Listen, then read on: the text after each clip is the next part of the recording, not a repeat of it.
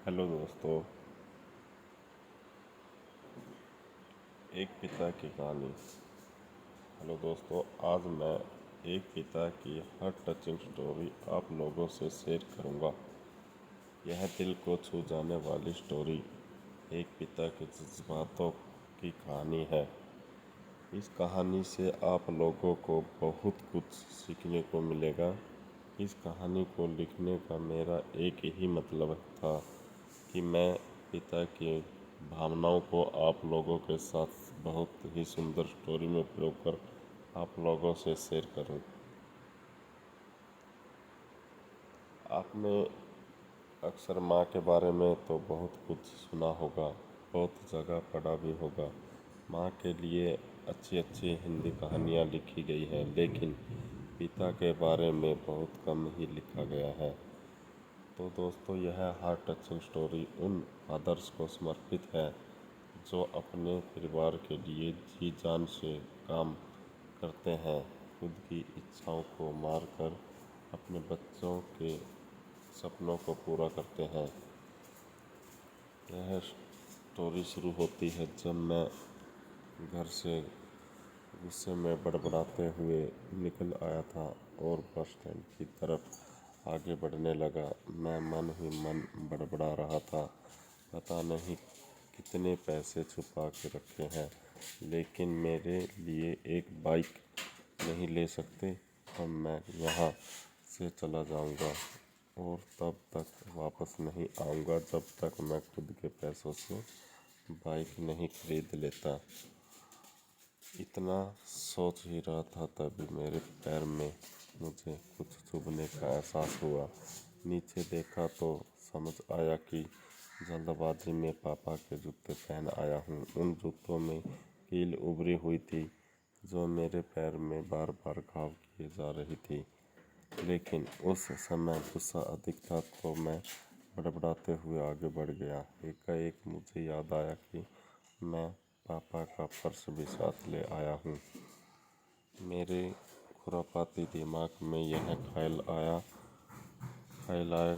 क्यों न आज पापा का पर्स चेक किया जाए, जिसे आज तक उन्होंने किसी को हाथ तक नहीं लगाने दिया था। पता नहीं कौन सा खजाना छुपा है इस पर्स में जो किसी को हाथ नहीं लगने देते थे। जब मैंने पापा का वह पुराना पर्स खोल कर देखा तो उसमें पैसे तो नहीं मिले, लेकिन पैसों की जगह पर एक डायरी रखी हुई थी। तब मैंने सोचा, हो तो यहाँ खजाना छुपा रखा है। मैं समझ रहा था कि यहाँ पापा ने लिखा होगा कि किस से कितने पैसे लेने हैं और किसको कितने पैसे दिए हैं, लेकिन मैं गलत था। जब मैंने उस छोटी सी डायरी का पहला पेज खोलकर देखा तो वहाँ पर जो लिखा था वह थोड़ा सीरियस कर देने वाला था। डायरी में जो लिखा था उसे पढ़ने के बाद मेरे चेहरे पर जो एक्सप्रेशन थे वह गायब हो चुके थे, क्योंकि डायरी में वैसा कुछ नहीं था जैसा मैं सोच रहा था। वहाँ पर उन पैसों का हिसाब लिखा हुआ था जो अलग अलग कार्यों के लिए अलग अलग लोगों से उधार लिए गए थे। उस लिस्ट में कंप्यूटर के नाम पर भी पैसे लिए गए थे। कुछ यूँ लिखा था 50,000 बेटे के कंप्यूटर के लिए। यह वही कंप्यूटर था जिसे मैं आज तक यूज़ कर रहा हूँ, लेकिन मुझे यह पता नहीं था उस कंप्यूटर को खरीदने के लिए पैसे कहाँ से आए थे, लेकिन आज पता चल रहा था। मुझे आज भी याद है जब मैंने पहली बार कैमरे के लिए जिद की थी, जो मेरे पापा ने मुझे 2 हफ्ते बाद मेरे बर्थडे पर ला कर दिया था, जिसे देखकर मैं बहुत खुश हुआ था। और मुझे खुश देखकर मुझसे कहीं ज़्यादा अगर कोई खुश था तो वह थे पापा।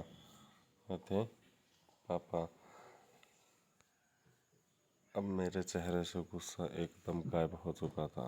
जब मैंने आगे का पन्ना पलटा तो वहाँ पर कुछ विशेष इन इच्छाएं लिखी हुई थी। पहली जो विश थी उसमें जो लिखा हुआ था, अच्छे जूते पहनना ना। यह बात मेरी कुछ समझ नहीं आई। तभी मेरा पाँव अचानक सड़क पर भरे हुए पानी पर जा पड़ा और तभी मेरे पाँव में कुछ गीलेपन होने का एहसास हुआ। जब मैंने जूता उतार कर देखा तो उसका ताला टूटा हुआ था। यह देखकर मुझे डायरी में लिखी बात याद आ गई। तभी मुझे माँ पापा की कहीं बातें भी याद आ रही थी कि कैसे माँ जब कहा करती थी पापा से, अब तो जूते पुराने हो गए, नए ले लीजिए। तो पापा अक्सर यह कहकर टाल दिया करते थे, जूते अभी और चलेंगे। अभी कुछ दिन पहले तो लिए थे। मुझे आज समझ आ रहा था कि कितने दिन और चलेंगे। साथ ही साथ यह भी समझ आ रहा था कि पापा पर्स को क्यों छुपा कर रखते थे। तभी उस डायरी को पढ़ते हुए बस स्टैंड पर पड़ी बेंच पर आकर बैठ गया। अब उस डायरी का आखिरी पन्ना बचा हुआ था। उस पन्ने को जब मैंने पलट कर देखा तो वहाँ वहाँ कल की डेट लिखी हुई थी।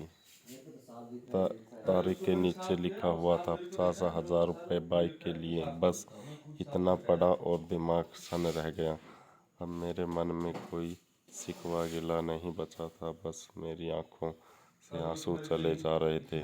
मुझे आज तक नहीं पता तब मैं क्यों रो रहा या क्यों रोए जा रहा था।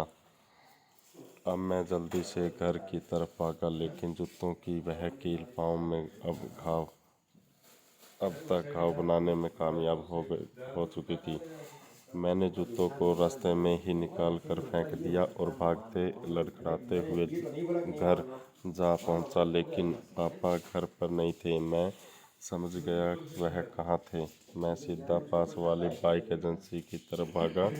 पता नहीं आज कहाँ से इतनी ताकत आ गई थी कि मैं भागते हुए थक नहीं रहा था, और वह भी बिना जूतों के नंगे पैर।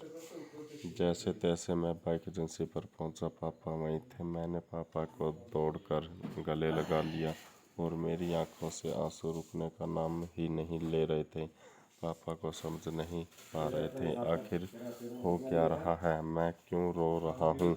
मैंने पापा से कहा, पापा मुझे मोटरसाइकिल नहीं चाहिए, आप अपने लिए जूते ले लीजिए। अब आज से मैं जो भी करूँगा अपनी मेहनत से और अपने बलबूते पर पढ़कर करूँगा करूँगा। दोस्तों, बस इतनी सी थी ये कहानी।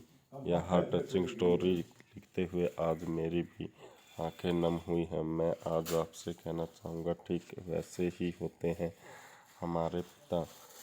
हम अक्सर देखते हैं कि हम अपनी माँ से हर बात शेयर करते हैं। माँ से हर बात शेयर करते हैं और माँ भी इसके बदले में हमें बहुत प्यार देती है। लेकिन एक शख्स ऐसा भी होता है जो छिप कर प्यार करता है, वह होता है हमारे पिता।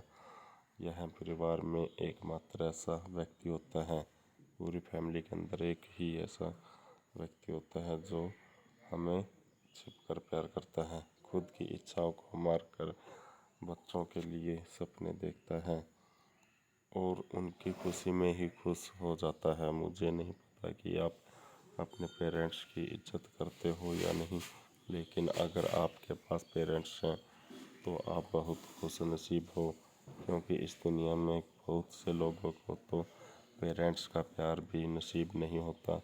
अंत में मैं यही कहना चाहूँगा कि माँ बाप की भावनाओं का सम्मान करें।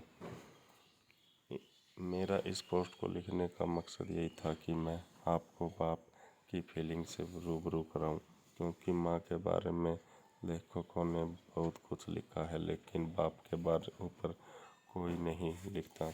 इस कहानी को लिखने के लिए मुझे अच्छी खासी मेहनत करनी पड़ी है। अगर आपको ज़रा भी यह हार्ट टचिंग स्टोरी पसंद आई हो तो नीचे कमेंट करें और अपने दोस्तों के साथ सोशल मीडिया पर शेयर करना ना भूलें। धन्यवाद।